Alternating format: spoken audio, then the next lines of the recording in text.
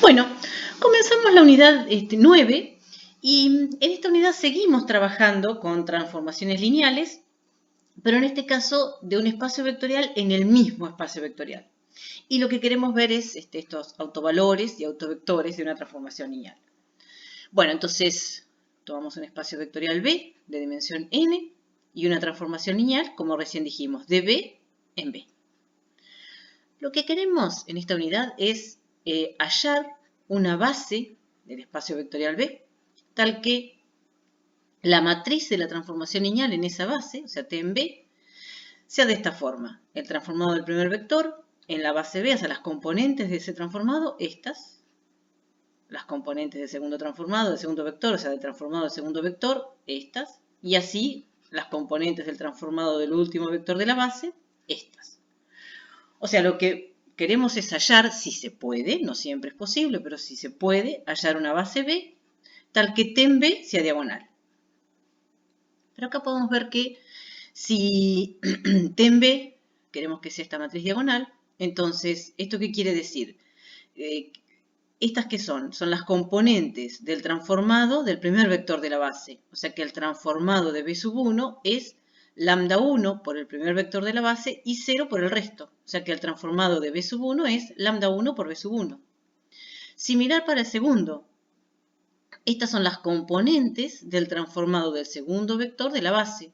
O sea que el transformado de B sub 2 es 0 por B sub 1, lambda sub 2 por B sub 2 y bueno, y 0 del resto. Y bueno, y así con el último, el transformado de B sub n es lambda sub n por B sub n.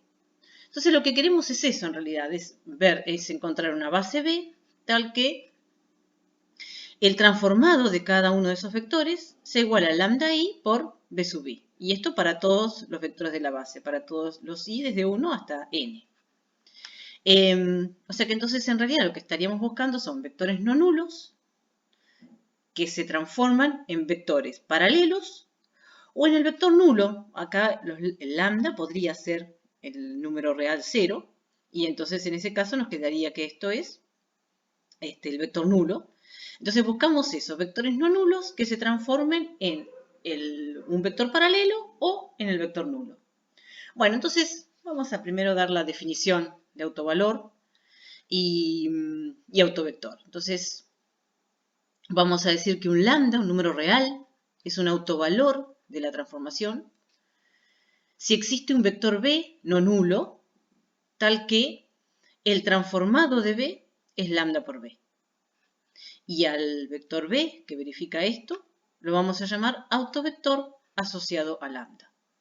Entonces un autovalor es un número, un valor, un número real, que verifica que existe un vector no nulo, tal que el transformado de B es lambda por ese vector. Y bueno, y el vector que verifica esto lo vamos a llamar autovector de la transformación lineal. En los próximos videos vamos a ver en forma geométrica cómo hallar autovalores y autovectores. Y después también vamos a ver un método que nos permite calcular autovalores y autovectores de una transformación lineal cualquiera.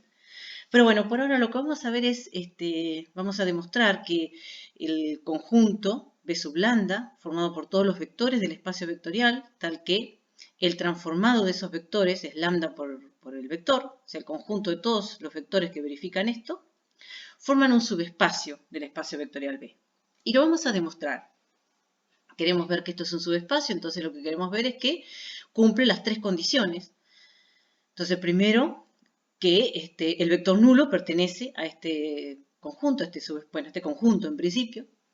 Y bueno, entonces, para eso tomamos el vector nulo, lo transformamos, sabemos que el transformado del vector nulo, como t es una transformación lineal, es el vector nulo, pero por otro lado el vector nulo lo podemos escribir como lambda por el vector nulo.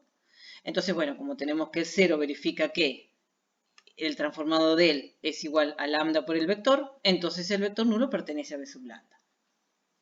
Vamos a ver la segunda condición. Si tenemos dos vectores en este conjunto, queremos ver que la suma también está en ese conjunto. Ahora, ¿qué quiere decir que el U pertenece a B sub lambda? Bueno, que el transformado de U es lambda por U. Y vamos a tomar otro vector B. Entonces, ¿qué quiere decir que está en B sub lambda? Bueno, lo mismo que el transformado de B es lambda por B. Nosotros queremos ver que la suma de estos dos vectores pertenece a este conjunto. O sea, lo que quisiéramos ver es que el transformado de la suma es lambda por la suma. Bueno, pero lo sacamos de acá. A ver qué nos quedaría. Si transformamos la suma entonces de los dos vectores, como T es una transformación lineal, es la suma de los transformados. Ahora reemplazamos el transformado de U, dijimos que era lambda por U. Y lo mismo el transformado de B, lambda por B. Pero acá podemos, por propiedades de espacios vectoriales, podemos esto pensarlo como lambda por, o sea, sacar el lambda como factor común. Lambda por U más B. Y bueno, y entonces si tenemos este vector tal que el transformado del vector es lambda por el vector, entonces quiere decir que este vector U más B pertenece a B sub lambda. Y bueno, y por último, la última condición, que si tenemos U, un vector de este conjunto, y alfa, un número real cualquiera, queremos ver que alfa por U pertenece a B sub lambda.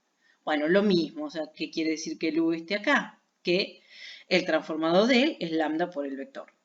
Ahora queremos ver que el alfa por U pertenece a B sub lambda. Bueno, para eso quisiéramos ver que el transformado de este vector es lambda por este vector. Bueno, lo hacemos, entonces el transformado de este vector aquí es igual. Como T es una transformación lineal, esto es alfa por el transformado de U. El transformado de U lo vamos a reemplazar por lo que recién dijimos, por la hipótesis en realidad, por el dato, es que es igual a lambda por U.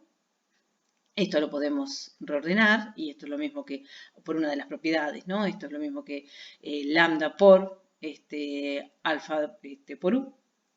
Y bueno, entonces ahora si tenemos este vector alfa por U que se transforma en lambda por el vector, entonces quiere decir que el vector alfa por U pertenece al conjunto. Bueno, se cumplen estas tres condiciones, así que por lo tanto este B sub lambda es un subespacio.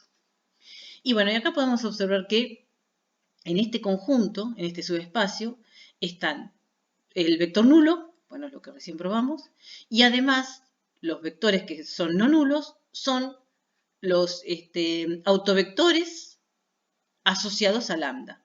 Entonces, en este conjunto tenemos el vector nulo y todos los autovectores asociados a lambda.